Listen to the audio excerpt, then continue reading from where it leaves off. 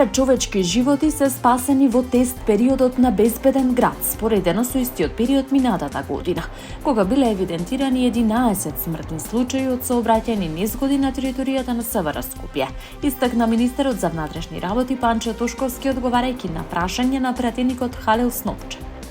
Во тест периодот имаме 200 обраќајни незгоди со смртни случаи, односно 2 смртни случаи. 9 помалку компаративно со минатата година, само во тест периодот без казни. Тоа е заслуга на македонските граѓани, на сите оние што управуваат моторни возила на територијата на СВР Скопје, како и оние што доаѓаат од Гостивар, Велес и оние што живеат во Скопје и управуваат моторно возило, истакна Тошковски.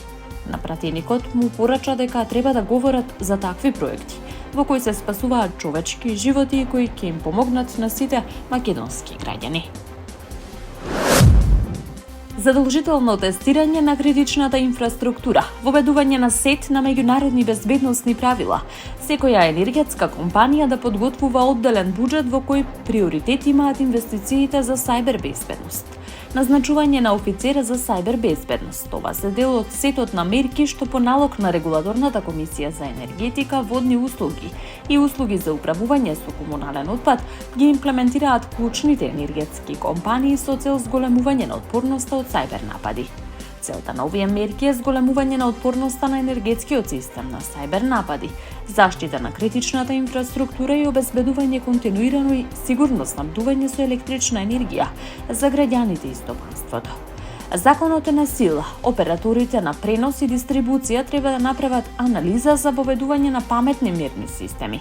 Целта е секој граѓанин сам преку свој мобилен уред или онлайн да следи како оди потрошувачката. Во овој момент се прави техничка анализа. Дигитализацијата ќе ја зголеми довербата. Ке нема повеќе дилеми дали е сметката реална или претпоставена, посочи Апостол Чорамов, раководител на секторот за информатичка технологија и статистика во Регулаторната комисија за енергетика.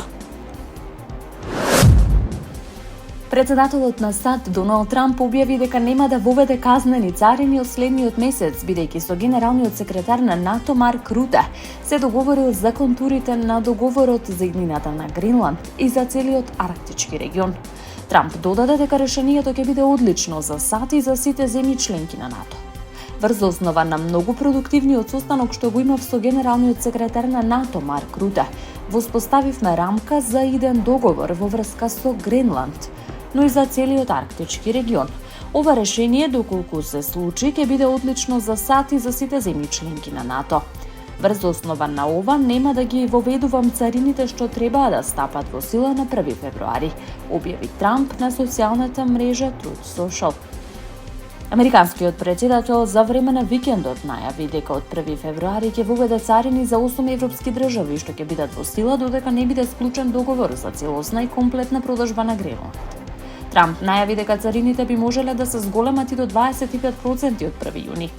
Данска, Финска, Франција, Германија, Холандија, Норвешка, Шведска и Велика Британија преку заедничка изјава наведоа дека таквите чекори ги поткопуваат трансатлантските односи.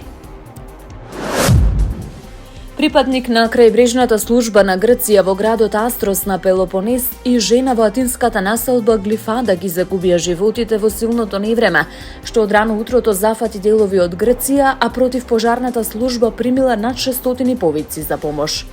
Во Атина животот го загубија жена која додека се движела пеш била повлечена од поројната вода, додека пак претходно на Пелопонес загина припадник на крајбрежната служба, додека бил на должност на пристаништето во Астрос. Областа Атика, поширокиот регион на Атина, е зафатена од силно невреме.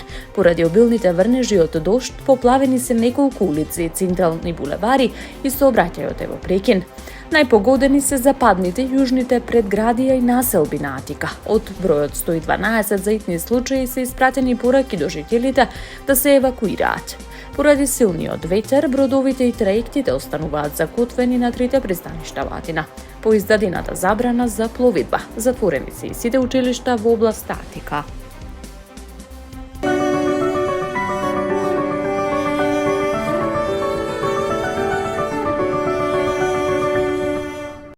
Времето денеска променливо облачно со подолги сончеви периоди. Предпладне поудални котлини ќе има појава на магла, ќе дува слаб ветер од променлив правец.